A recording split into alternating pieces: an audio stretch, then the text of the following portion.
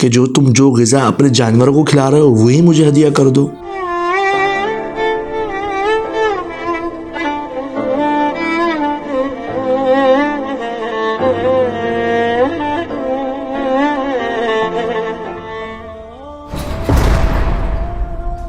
अल्लाहुम्मा सल्ली अला मुहम्मद व आले मुहम्मद व अज्जिल फ़रजहुम व अहलिक अदवहुम। सलामुन अलैकुम व रहमतुल्लाह। नाज़रीन किराम, अक्सर मुमिनीन व मुमिनात ख़ास तौर पर मस्तूरात की जानिब से सवाल किया जाता है कि मौलाना, सास ख्वाब में आई या मेरी मरहुमा माँ ख्वाब में बार बार आ रही हैं, या फ़कत माँ मेरे ख्वाब में ही क्यों आ रही है, बाकी बहन भाइयों के ख्वाब में क्यों नहीं आ रही।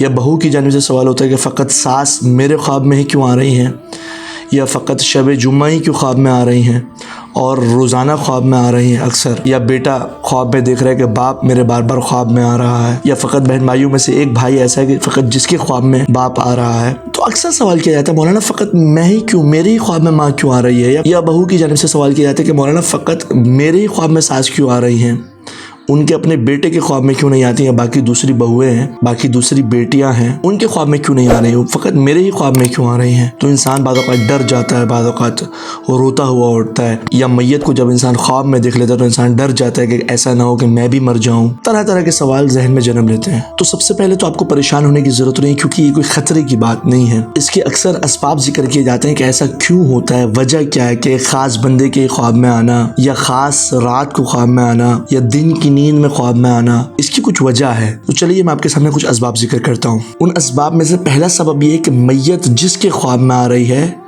वजह यह है कि मरने वाला उस शख्स से बहुत ज़्यादा मोहब्बत किया करता था। अगर ख़ास बेटी के ख्वाब में आ रही है माँ, तो वजह यह है कि माँ उस बेटी से ख़ास मोहब्बत रखती थी। या एक ख़ास बहू के ख्वाब में आ रही है सास, तो वजह यह है कि वो सास उस बहू से बहुत ज़्यादा मोहब्बत करती थी। यानी कि मरने वाला उस शख्स से बहुत ज़्यादा मोहब्बत करता है, बहुत ज़्यादा एहतराम करता है उस शख्स का, तभी उसके ख्वाब में आ रहा है। उसका तकर्रुब चाहता है, उसके करीब होना चाहता है, उससे दूरी बर्दाश्त नहीं कर पा रहा। जब वो मरा नहीं था, दुनिया में था, तो इस शख्स से बहुत ज़्यादा क्लोज था, दिल में उसके लिए इसकी बहुत ज़्यादा मोहब्बत पाई जाती थी। यही वजह है कि बाकी सबको छोड़कर एक ख़ास इंसान के ख्वाब में आ रही है, यानी कि आपके ख्वाब में आ रही है, ये आ रहा है। तो अब चूंकि दूरी हो गई है, वो दूसरी दुनिया में है और आप दूसरी दुनिया में, तो लिहाजा परवरदिगार आलम मनाम के अंदर क्या दोनों को मिला देता है। तो पहली वजह ये है कि मोहब्बत और मवद्दत जो है इन दोनों के दरमियान में बहुत ज़्यादा है। दूसरी वजह एक ख़ास इंसान के ख्वाब में ख़ास इंसान का आना। मिसाल के तौर पे छोटे बेटे के ख्वाब में आ रहा है मरने वाला मरहूम बाप, या मरने वाली सास एक ख़ास बहू के ख्वाब में आ रही है, या ख़ास बेटी के ख्वाब में आ रही है, बाकी सबको छोड़कर। तो दूसरी वजह यह है कि मरने वाला एक ख़ास जानिब तवज्जो दिलाना चाहता है उस शख्स की, कोई अमानत पहुंचाना चाह रहा है। मिसाल के तौर पर फला शख्स का कोई कर्जा रह गया, अगर तुम्हें याद है तो वो दे दो। मिसाल के तौर पर मेरी क़ज़ा नमाज़ें बाकी हैं, तुम्हें चाहिए कि नियाबत के अंदर पढ़ो या पढ़ावाओ। या मिसाल के तौर पर मेरे रोज़े रह गए हैं, उनको इजार पर किसी को पैसे देकर रखवाओ, या खुद क़ज़ा रोज़े रखो मेरे। या मिसाल के तौर पर फला शख्स पर मेरा कर्ज है, मेरा कर्ज अदा कर दो। इस तरीके से यानी कि दुनियावी क़ज़ियों में से कोई क़ज़िया उसकी गर्दन पर रह गया जिसकी जानिब वो तवज्जो दिला रहा है, याद करवा रहा है कि देखो फला काम मेरा रुका हो, उसको कर दो, या फला चीज़ की वजह से मैं अज़ियत में हूँ, वो कर्जा मेरा उतार दो, या मेरी नमाज या मेरी वाजिबात जो रह गए उनको अदा करवा दो। मरने वाला आपको चुन रहा है क्योंकि वो आपको सिक्का समझता है, आपको अच्छा समझता है, आपसे ख़ास मोहब्बत और ताल्लुक़ रहा है उसका। ये वजह है कि आपको बार बार ख्वाब में आकर उस फला चीज़ की जानिब की तवज्जो दिलवा रहा है।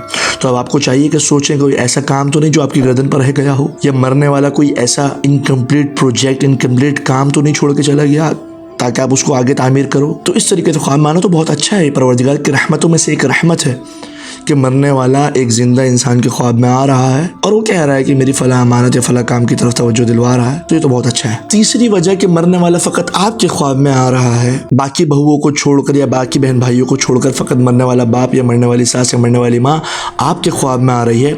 वजह यह है कि वह आपसे कुछ मुतालबा चाहती है, आपसे कुछ तलब करना चाहती है या चाहता है, क्योंकि मरने वाला जो है उसके हाथ बन चुके हैं। अब वो कुछ अमल करना भी चाहे तो नहीं कर सकता, ना ही वो नेकी बजा ला सकता है, ना ही वो अपने गुनाहों को माफ़ करवा सकता है।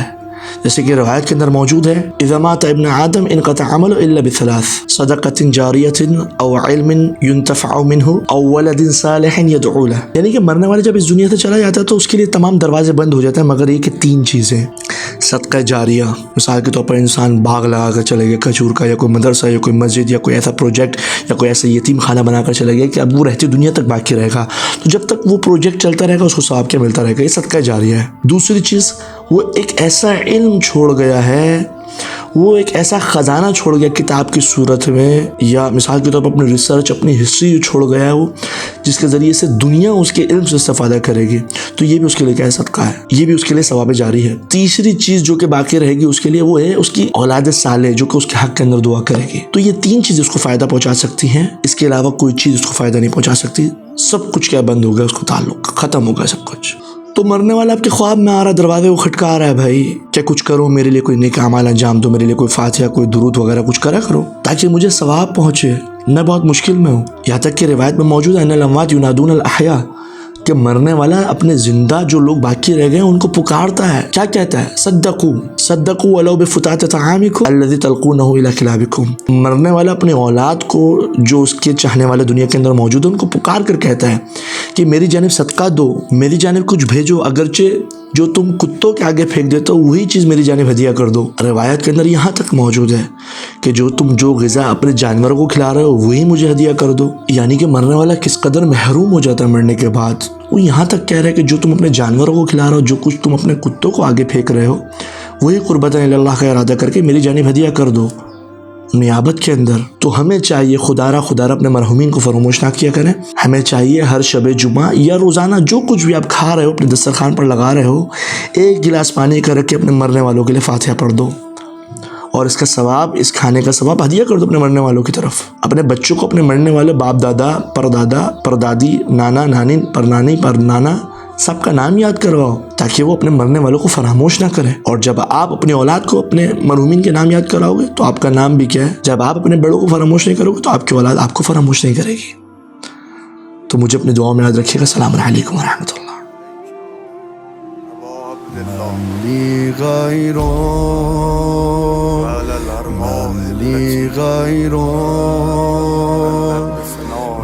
که ندارم کسی رو به غیرت آرزو